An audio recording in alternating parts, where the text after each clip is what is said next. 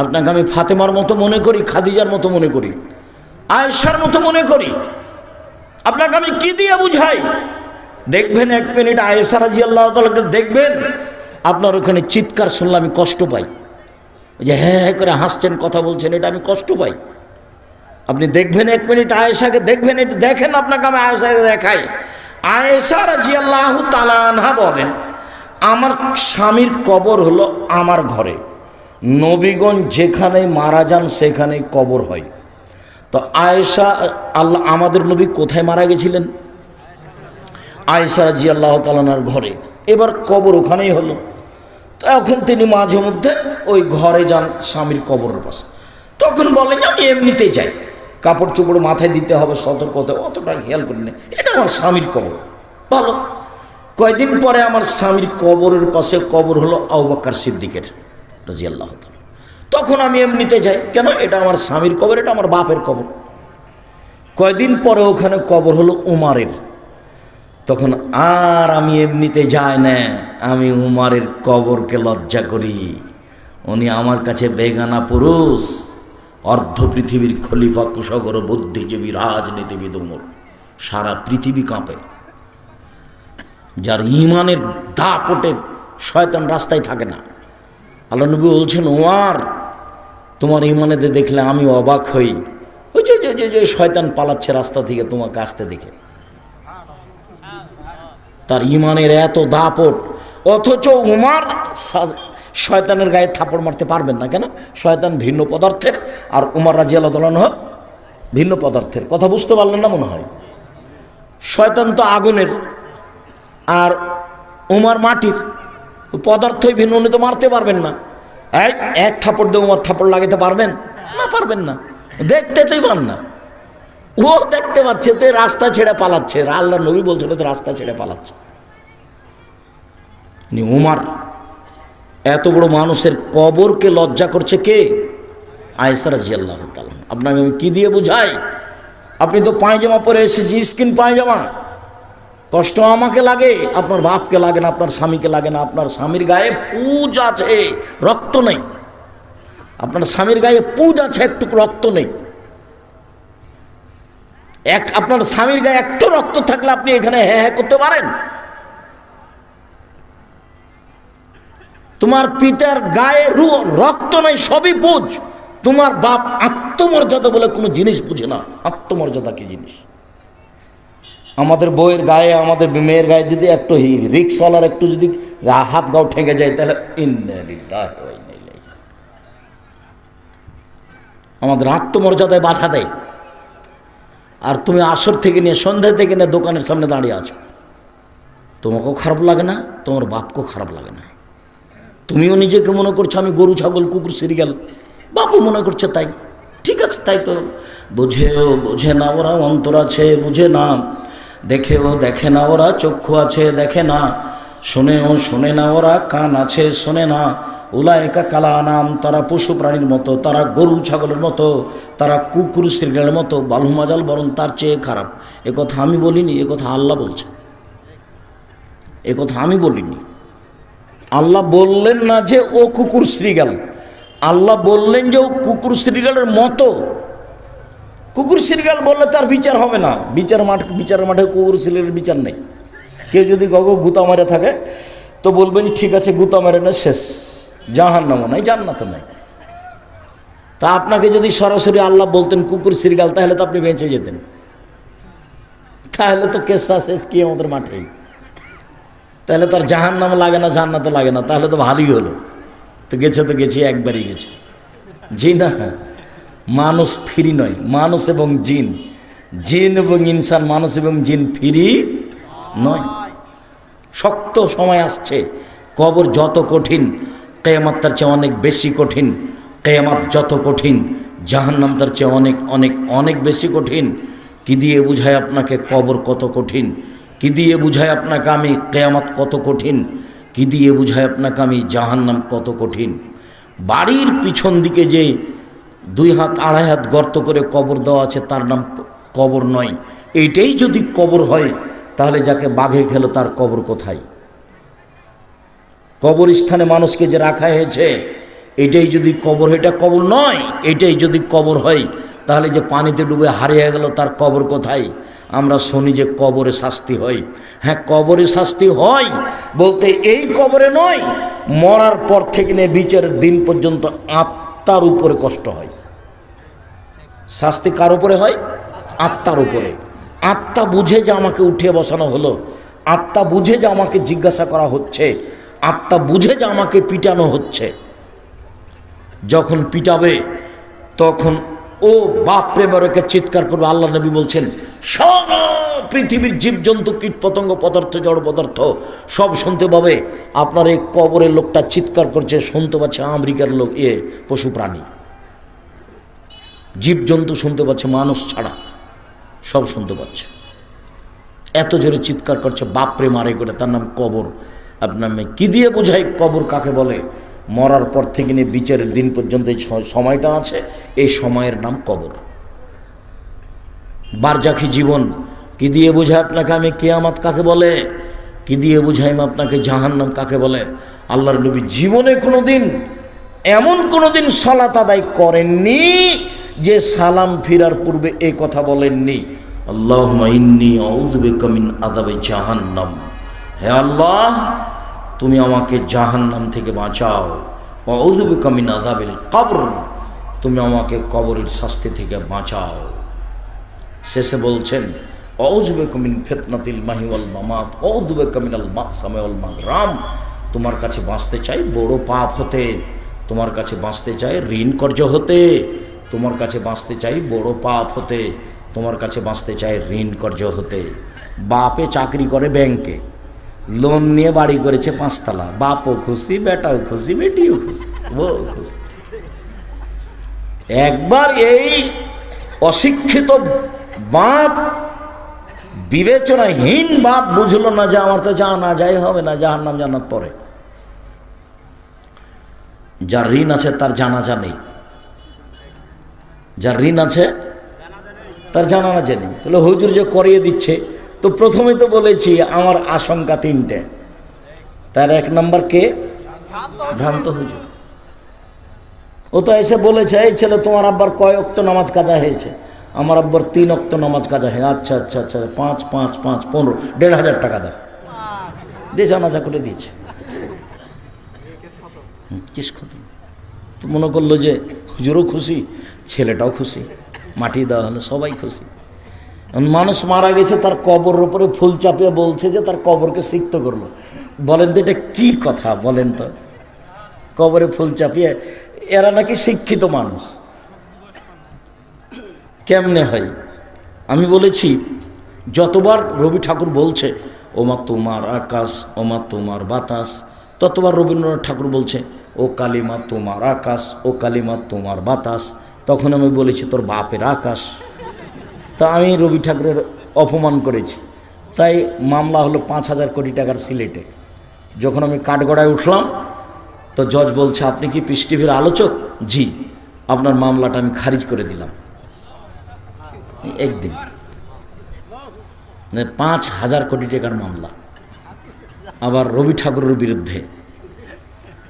আমি তো আর এসব ছেলেপেলেকে বুঝাতে পারি না। শুনে রেখো, কি বলি তোমাকে, রবীন্দ্রনাথ ঠাকুর বাংলাদেশের মুসলমানের শত্রু, রবীন্দ্রনাথ ঠাকুর জাতির শত্রু, রবীন্দ্রনাথ ঠাকুর ঢাকা বিশ্ববিদ্যালয়ের শত্রু, রবীন্দ্রনাথ ঠাকুর সারা ভারত, বাংলাদেশ, পাকিস্তানের সবার শত্রু। রবীন্দ্রনাথ ঠাকুর ইংরেজদের সবচেয়ে বড় দালাল। যেদিন মুসলমান ইংরেজদের হাতে জেল হাজতে নির্যাতিত, সেদিন রবীন্দ্রনাথ ঠাকুর লন্ডনে দিন কাটায় সুখে। রবীন্দ্রনাথ ঠাকুর যতবার বলেছে তোমার আকাশ তোমার বাতাস, ততবার বলেছে ও কালিমা তোমার আকাশ, ও কালিমা তোমার বাতাস। আপনার ছেলে মেয়ে বলতে পারে, আমার ছেলে মেয়ে বলে না, আপনি মনে কিছু নিয়েন না। আমি আমার ছেলে মেয়েকে গান বলতে দিনি। আপনার চলে, আপনার ছেলে মেয়ের চলে, আপনার জাতির চলে, আমার চলে না। বেগম রোকেয়া বই পুস্তক খাতা কলম তার বিদ্যা আপনার চলে, আমার চলে না। বেগম রোকেয়ার নামটা শুনলে আমার গাটা শিহরে উঠে। দিনাজপুরের হিলির লোকজন, কিছু মহিলা যাবে হজ করতে, কথার কথা। তো ট্রেন স্টেশনে পরহেজগার মহিলা গেছে, তো দেবর ভাসুরকে বলেছে আমরা তো ঢাকা যাব, তো কখন ট্রেন আসবে, একটা কাজ করো, আমাদের 4-5 জনের গায়ের উপর একটা চাদর দিয়ে দাও, আমরা ট্রেন স্টেশনে পর্দায় বসে থাকি। এটা বলেছে মহিলারা, পরহেজগার মানুষ হজ করতে যাবে। তো এখন স্টেশন মাস্টার দেখছে যে প্ল্যাটফর্মে কি কোথায় আছে একটু দেখি। তো এক জায়গাতে দেখছে যে কতগুলো বস্তা মনে হচ্ছে কাপড় দিয়ে ঢাকা আছে। তো বেগম রোকে দেখাচ্ছে, ভাবে দেখেন এগুলো টিকিট মাস্টার দেখাচ্ছে লাথি মেরে, এগুলো কি, এগুলো কিসের বস্তা, এগুলো কিসের বস্তা? কাকে দেখাচ্ছে বলেন তো? পর্দাকে দেখাচ্ছে। মহিলাগুলো পর্দা করে আছে সেটা পড়েন আপনি। কেন হব অবরোধবাসিনী? অবরোধবাসিনী বই পড়েন, তার উত্তর হলো কেন হব অবরোধবাসিনী। অবরোধবাসিনী বই পড়ে দেখেন আপনি। মুসলিম মহিলাকে কবর দিয়েছে কিভাবে, কি বুঝলো আমাদের ছেলে মেয়ে? আল্লাহ ভালো জানে। বুঝে না ওরা, অন্তর আছে, বুঝে না, বোঝা দরকার। দেখে না ওরা, চক্ষু আছে, দেখে না, দেখা দরকার। শোনে না ওরা, কান আছে, শোনে না, শোনা দরকার। উলায়েকা কালা নাম, তারা পশু প্রাণীর মতো, তারা গরু ছাগলের মতো, তারা কুকুর শিলের মতো। ইবাদতের জগতে সবচেয়ে দামি ইবাদত সিয়াম।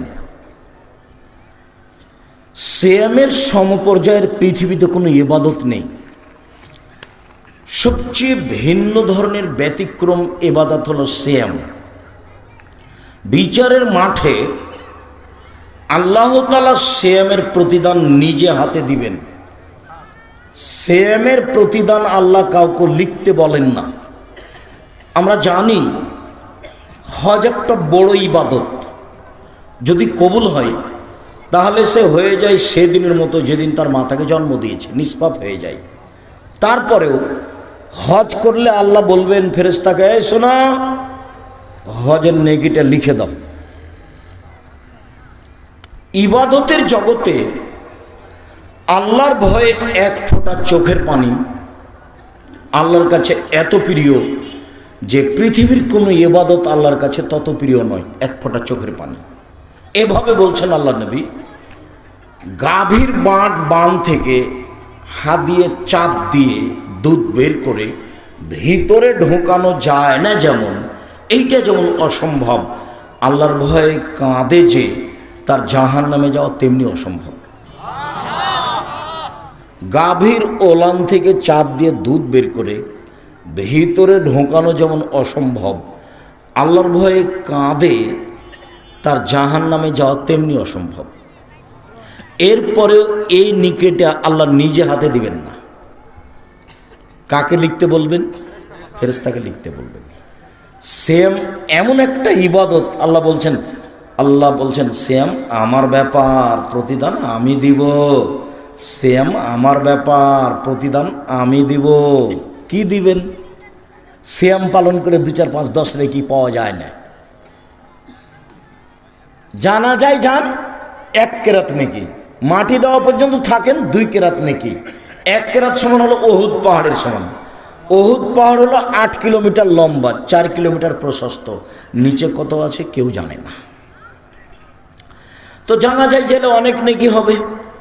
তো সিয়াম পালন করলে কি অনেক নেকি হবে? জি না, সিয়ামের উপর 2, 4, 5 নেকি নেই। সিয়ামের বিনিময় হলো জান্নাত। সিয়ামের কোনো বিনিময় নয় অন্য।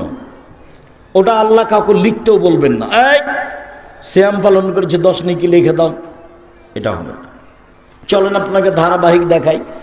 এক খেলে আমার দিকে চেয়ে থাকবেন, সময় বেশি লাগবে না। এই ছেলে বসো, দয়া করে কোনো প্রয়োজন আমাকে দেখাবেন না।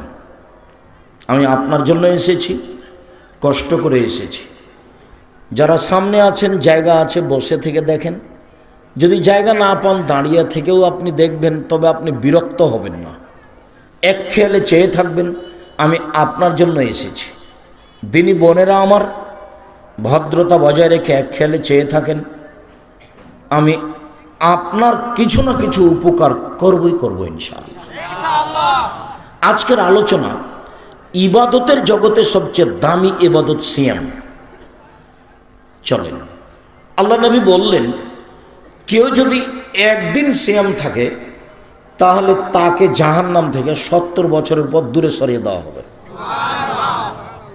আবার আল্লাহ নবী বললেন কেউ যদি একদিন সিয়াম থাকে তার থেকে জাহান্নামকে 100 বছরের পথ দূরে সরিয়ে দিবেন। আল্লাহ নবী আবার বললেন কেউ যদি আল্লাহকে সন্তুষ্ট করার জন্য একদিন সিয়াম থাকে তাহলে তার আর জাহান্নামের মাঝে হবে 500 বছরের ব্যবধান। তার মানে লোকটা জাহান্নাম থেকে সরে গেল 500 বছরের পথ। 1 70 বছর, 2 100 বছর, 3 500 বছর। বিষয়টা হলো জাহান্নাম সরে যাওয়া। তো ফলাফলে নেকি হলো না জান্নাত হলো? জান্নাত হলো।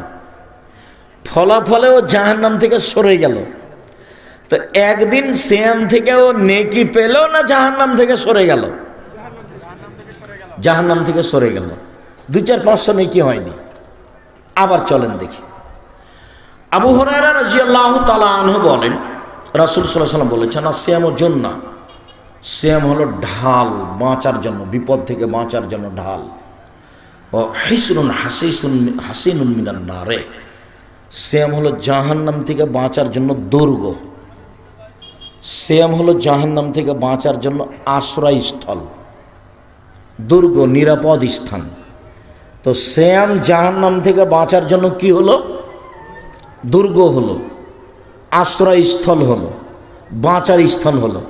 তো নেকি হলো না জাহান্নাম থেকে বাঁচার পথ হলো? জাহান্নাম থেকে বাঁচার পথ হলো, নেকি নয়। চলে ইবাদতের জগতে সিয়াম ভিন্ন ধরনের ইবাদত। আল্লাহ নবী বলছেন যে যখন মানুষ জান্নাতে যাবে তখন 8টা দরজা থাকবে। জান্নাতে একটা দরজা 8টা, জান্নাতে একটা দরজা 8টা, জাহান্নামে একটা দরজা 7টা। তো ঢোকার সময় সব দরজায় ফেরেশতা থাকবেন। তো ফেরেশতা চিৎকার করে বলবেন আসেন আসেন, যারা হজ করেছেন এই দরজা দিয়ে আসেন, আসেন যারা দান করেছেন এই দরজা দিয়ে আসেন, আসেন যারা সালাত আদায় করেছেন এই দরজা দিয়ে আসেন, আসেন যারা সিয়াম পালন করেছেন এই দরজা দিয়ে আসেন। আল্লাহ নবী বলছেন সিয়াম পালনকারীর শেষ ব্যক্তি যখন ঢোকে যাবে তখন এই দরজাটা বন্ধ করা হবে। আর কোনো ইবাদত দিয়ে এই দরজা দিয়ে ঢোকা যাবে না, তখনও বাকিগুলো খোলা আছে। মানে সালাত আদায় করে সিয়ামের হজের দরজা দিয়ে ঢুকতে পাবে, হজ করে দানের দরজা দিয়ে ঢুকতে পাবে। কোনো ইবাদত দিয়ে এই দরজা দিয়ে ঢোকা যাবে না সিয়াম ছাড়া। বুঝাতে পারিনি? সিয়াম ছাড়া এই দরজা দিয়ে ঢোকার কোনো সুযোগ নেই। আর এই দরজাটার নাম হলো রায়ান, পানি পান করে তৃপ্তি লাভ করা। আল্লাহ নবী বলছেন এই কথা। চলে উমামা বাহিলি রাদিয়াল্লাহু তাআলা বলেন আমি একদিন বললাম আল্লাহর নবী আপনি একটা আমলের কথা বলেন তো যেটা করলে আমি জান্নাতে চলে যাব। তখন আল্লাহ রাসূল বলছেন উমামা আলাইকা বিসম ফাইনাল মিসলাহ, তুমি সিয়াম পালন করো। ইবাদতের জগতে সিয়ামের সমপর্যায়ের কোনো ইবাদত নেই। 1 2 উমামা তুমি সিয়াম পালন করো। ইবাদতের জগতে সিয়ামের মতো কোনো ইবাদত নেই। এবার আমার হাতের দিকে দেখেন, এটা হলো সিয়াম, এটা হলো হজ। কেউ যদি বলে হজ সিয়ামের সমপর্যায়ের ইবাদত, ভুল হবে। এটা হলো সালাত, ভিন্ন ধরনের ইবাদত। সালাত সিয়ামের মতো, তাহলে ভুল হবে। আল্লাহ নবী বলেছেন সিয়ামের মতো কোনো ইবাদত পৃথিবীতে নেই, সিয়ামের সমপর্যায়ের ইবাদত পৃথিবীতে নেই। এটার নাম হলো সিয়াম। চলেন রাসূল সাল্লাল্লাহু আলাইহি সাল্লাম বলেন যে সিয়াম এবং কোরআন বিচারের মাঠে আপনার পক্ষে কথা বলবে। 4টে জিনিস আপনার পক্ষে কথা বলবে, খেয়াল করবেন। 1 সিয়াম, 2 কোরআন, 3 হাজরে আসওয়াদ কালো পাথর, যদি টাকা বৈধ হয় তাহলে। এখনো মানুষ বলে আমার চাকরি করা টাকা দিয়ে আমি হজ করতে যাব না, আমার বাপের কিছু জমি ভাগে পেয়েছি সেটা বিক্রি করে যাব। তার মানে তার বাপের জমির উপরে তার আস্থা বেশি, যে আমার বাপেরটা বৈধ বেশি। আমি মনে করি হিসাব ঠিক আছে, ওই হিসাব ভালো আছে ভাইজান। চেয়ারম্যান সাহেব ওই হিসাব ভালো আছে ভাইজান, না হিসাবটা ঠিক আছে, মানে আমি যে পয়সা ইনকাম করেছি এতে হজ হবে কি না, তো এমন একটা পয়সাতে হজ করি যেটার উপরে আমার বিশ্বাস আছে। তো বাপের জমি যেগুলো ভাগে পেয়েছে সেগুলো তার কি আছে, বিশ্বাস আছে। তার বাপ তার দাদা থেকে পৈতৃক সূত্রে পেয়েছে, তার একটা আস্থা আছে এবং এই হিসাবটা ঠিক আছে। যদি হজ কবুল হয় তাহলে কালো পাথর বিচারমাটা আপনার পক্ষে কথা বলবে। 4 আঙ্গুল, যে আঙ্গুলে তাসবি গণনা করছে, ভুলেও কোনোদিন ভাইজান তাসবি দিয়ে তাসবি গণনা করবেন না, তাসবি দানা দিয়ে, 1000 দানা হোক আর যায় দানা হোক। বরং তাসবি দানায় তাসবি গণনা করলে আর একটা বিপদ আছে, দেখবেন যারা তাসবি দানা গণনা করে দেখবেন মাঝে মধ্যে খালি তাসবিটা এরকম করে উঠায়, তার মানে এটা যে লোক দেখানো হয়ে গেল যে। আর হাতে নিলেই মনটা চাইবে দেখানো, হাতে নিলেই এটা গতি স্বাভাবিক, তার মানে ও জাহান্নামে চলেই গেছে, তো ঢোকেনি কেন, মরেনি এই জন্য। এটার কি প্রমাণ আব্দুর রাজ্জাক সাহেব? যেভাবে আপনি বললেন জাহান্নামে চলেই গেছে, আমি তো একটু কম করে বললাম, আল্লাহ নবী তার চেয়ে বেশি করে বলেছেন। কিভাবে? আল্লাহ নবী বলেছেন যে মৌলানা সাহেবকে দিয়ে জাহান্নাম উদ্বোধন করা হবে, শহীদকে দিয়ে জাহান্নাম উদ্বোধন করা হবে, দানশীলকে দিয়ে জাহান্নাম উদ্বোধন করা হবে। আল্লাহ রসুল বলেছেন মৌলানাই সবচেয়ে দামি মানুষ, বলেছেন যে ওরা হচ্ছে নবীদের উত্তরাধিকারী। আলেমেরা কে? নবীদের উত্তরাধিকারী, তাহলে এরা তো অনেক উপরের মানুষ। তা আবার যে বলছেন যে জাহান্নাম উদ্বোধন হবে হুজুর দিয়ে, কঠিন হয়ে গেল না? এই যে কথা এখন বলছেন এটা বুখারী মুসলিমের হাদিস। তার মানে আলেমের কাজ যখন হবে, ইবাদত যখন হবে, কথা যখন হবে, বক্তব্য যখন হবে, লোক দেখানো, মানুষ জমা করা, বাস খাওয়ার দাপট, আর ওই কি ওইটার কি ভাজান যে আগে বলে দেয় এই খাওয়ার লাগবে, এই খাওয়ার লাগবে, অগ্রিম এত টাকা লাগবে, বিদায় এত টাকা লাগবে, যখন লোক দেখানো হয়ে যাবে তখন উদ্বোধন হবে জাহান্নাম হুজুর দিয়ে। 2 টাকা দিয়েছে, দিয়ে বলছে যে আমি 5,000, একটু বলে দাও না, বলে দাও যে চেয়ারম্যান সাহেব 5,000 টাকা, এই ছেলে বলো না, বলো। এখন এর বিনিময় কি? জাহান্নাম। একে দিয়ে উদ্বোধন হবে। হাদিস বুখারী মুসলিম। শহীদ, আরে যেগুলোকে ছেলেরা শহীদ বলছে এটা নয়, যাদেরকে সাহাবী মনে করছেন শহীদ, তখন আল্লাহ নবী বলছেন তো জিহাদ করেছে দেখানোর জন্য, ওটা গেছে, ওকে তো জাহান্নাম উদ্বোধন হবে। তাহলে লোক দেখানো বিষয়টি কত কঠিন। যারা এসব বড় বড় কাজ করছে তারা খুব রিস্কের উপরে আছে। কোটি টাকা দিয়েছে মাদ্রাসায়, কিন্তু মনটা চাচ্ছে যে আরো 5 জন জানুক। বুঝতে পারেননি কথা? তা এখন এভাবে আল্লাহ নবী বললেন, তা আমারটা তো ঘাটতি আছে, এটাই তো কঠিন। আমি বললাম যে জাহান্নামে চলেই গেছে, তো ঢুকেনি কেন? মরেনি এই জন্য। আর আল্লাহ রসুল বলছেন যে ওদের উদ্বোধন হবে। সম্মানিত দিনী ভাই বোন, 4টা জিনিস বিচারের মাঠে কথা বলবে। 1 আঙ্গুল, ভুলেও কোনোদিন তাসবি দানাতে তাসবি গণনা করবেন না, আঙ্গুলে করবেন। আব্দুর রাজ্জাক সাহেব থামেন, একটা কথা দেখেন, আপনাকে তো ভালোবাসি, কথা ভালো লাগে, কিন্তু আমি আঙ্গুলে তাসবি গণনা করলে ভুল হয় ভাইজান, আর তাসবি দানা তাসবি গণনা করলে ভুল হয় না। 1বারও যদি ঠিক না হয় তবু নেকি পাবেন। এখন থেকে মরা পর্যন্ত যদি আপনার 1বারও ঠিক না হয়, সববারই যদি ভুল হয়, তবু আপনি নেকি পাবেন। এটাই পদ্ধতি, এটাই সুন্নাত। ডান হাতে গণনা করবেন, ডান হাতের কথা এসেছে, ডান হাতের দাম আছে। যখন মিশরে আব্দুর রহিম ফিলিস্তিনি গাজাবাসীদের ত্রাণ দিবে, তো আমাকে নিয়ে গেছে, তো এখন আমি ত্রাণ বিতরণ করছি, বাক্স করে করা আছে, তো আমি দিচ্ছি। অনেক মহিলা পুরুষ এসেছে, প্রায় সবাই মাস্টার ডিগ্রি পাস, কেউ গেঞ্জি গায়ে দিয়ে আছে, কেউ বোরকা পরে আছে, মহিলা পুরুষ সব রকমই আছে। তো আমি যখন দেওয়া শুরু করলাম তো খালি বাম হাতে নিচ্ছে, খালি বাম হাতে নিচ্ছে। তো বন্ধ করলাম, তো বক্তব্য দিলাম খানিক, ডান হাত আর বাম হাত। ডান হাত খাওয়ার জন্য, ভালো কাজের জন্য, আর বাম হাত পেশাব পায়খানার জন্য। তো যখন আমি বললাম তখন আমার মনে হলো যে আমার চেয়ে ওরাই বেশি বুঝেছে। কেন? গাজাবাসী ফিলিস্তিনদের আরবি ভাষা হলো, ওরাই হলো মূল আরবি, সব নবীর জায়গা ওখানে, সব নবীর কবর ওখানে। ফিলিস্তিনেরা হচ্ছে আসল আরবি মানুষ, বুঝতে পারেননি তো? নবীর ভাষা তো আরবি ছিল। আমি হাদিসগুলো কোন ভাষাতে শোনালাম? আরবি ভাষায়। তখন আমার মনে হলো ওর মুখের দিকে তাকিয়ে ওদের, যে ওরা আমার চেয়ে বেশি বুঝেছে। তো এবার যখন আমি ত্রাণ দিতে গেলাম তো বাম হাতেই নিল। কেন বলেন? অভ্যাস, অভ্যাস। মানুষ অভ্যাসের দাস বলে। যে বক্তব্য বুঝেছে, কিন্তু যখন হাত বাড়িয়েছে তখন কোনটা বাড়িয়েছে? বাম হাত। নির্দ্বিধায় মানুষেরা বাম হাতে চা খাচ্ছে, পানি খাচ্ছে। অথচ আল্লাহ রসুল বলছেন বাম হাত হলো পেশাব পায়খানার জন্য, আর ওই শয়তান বাম হাত ব্যবহার করে, আর তোমরা ডান হাত ব্যবহার করবে। সম্মানিত দিনী ভাই বোন, ডান হাতে তাসবিহ। বলো যে কথা বলে দিলাম সেটাই ঠিক, মরা পর্যন্ত একবারও ঠিক না হোক, তবু ডান হাত। চারটে জিনিস কথা বলবে, সিয়াম তার একটা।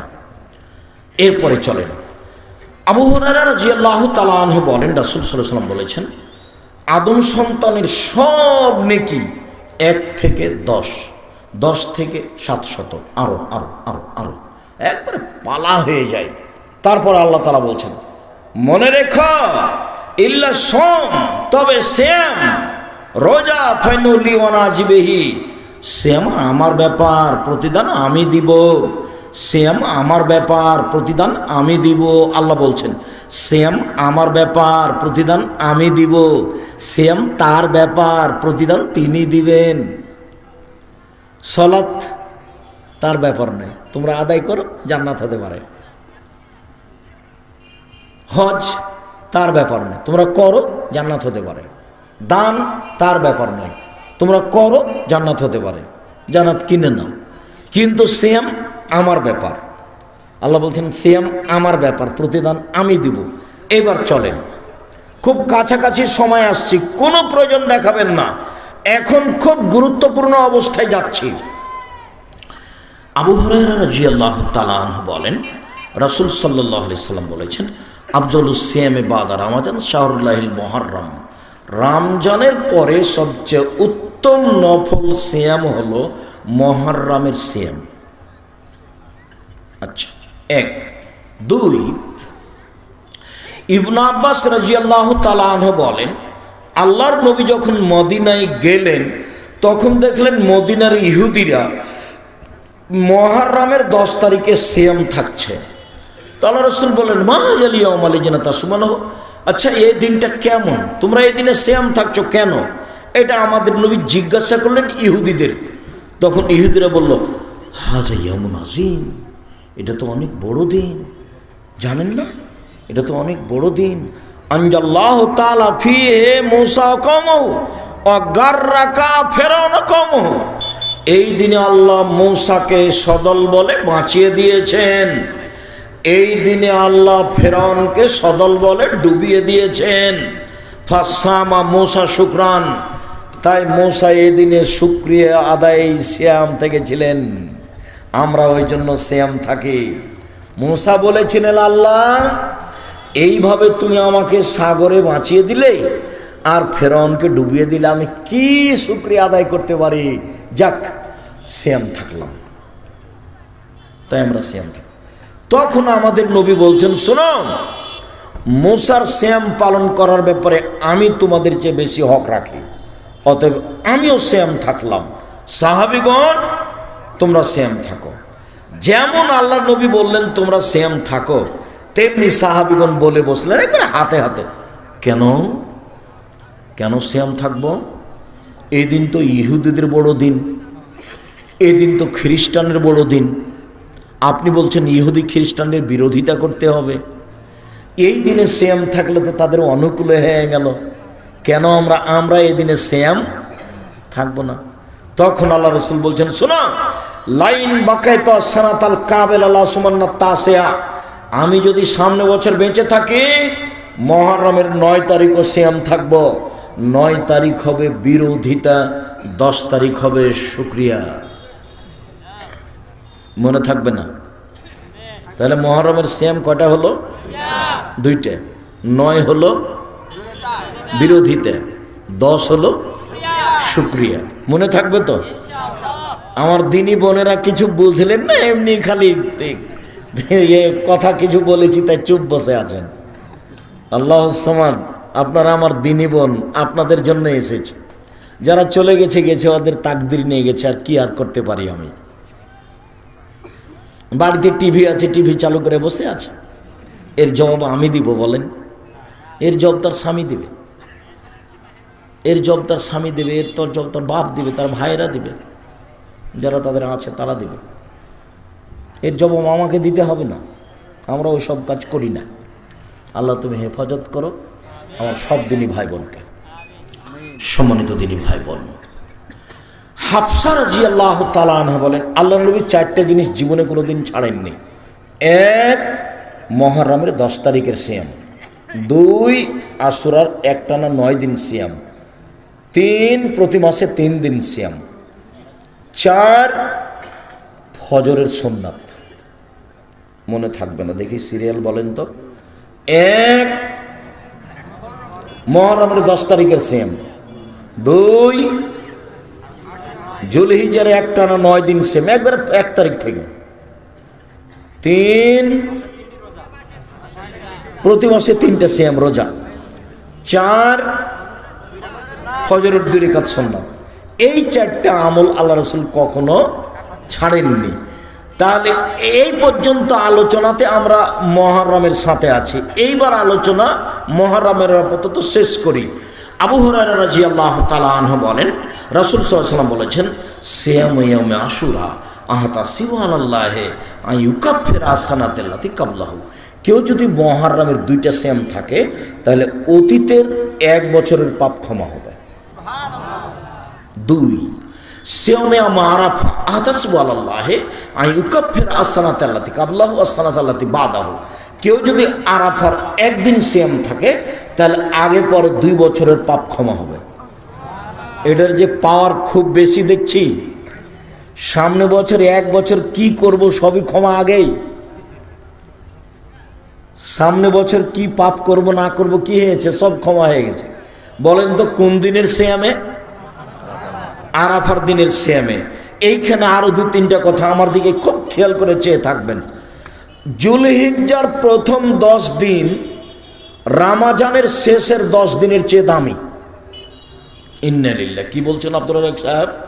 জি, রমজানের শেষের 10 দিনের চেয়ে জুলহিজ্জার প্রথম 10 দিন বেশি দামি।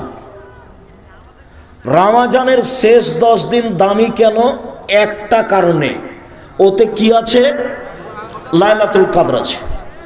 জুলহিজ্জার প্রথম 10 দিনে 3টা আছে। 1, কুরবানি। 2, আরাফা। 3, হজ। কুরবানি তো আমি আর আপনি বুঝি না, গোস্তের তালে ঘুরি। কুরবানি জান্নাতের অনেক বড় মাধ্যম, জান্নাত পাওয়ার অনেক বড় মাধ্যম কুরবানি। আল আজ্জ ওয়াস সাজ্জ, ওই হজ বেশি দামি যেই হজে বেশি বেশি তালবিয়া আছে, লব্বাইক আল্লাহুম্মা লব্বাইক লব্বাইক লা শারীকা লাক লব্বাইক ইন্নাল হামদা ওয়া নি'মাতা লাকা ওয়াল মুলক লা শারীকা লাক। আর যে হজে বেশি গরু কুরবানি আছে, আল্লাহ নবী 100টা গরু কুরবানি করেছিলেন শেষ হজে। কতটি? 100টা। 63টি নিজে হাতে করেছেন, বাকিগুলো বলেছেন আলী তুমি করো। তাহলে 63টির বাকি কটা থাকলো 100তে? 37। আলীকে বললেন তুমি বাকি 37টা করো, আমি নিজে হাতে 63টা করলাম। আর আমাদের দেশে ভাগে গেছে, আর হুজুরে বলেছে, কে বলছে ভাগে চলবে না? একবার খেপে উঠছে হুজুর।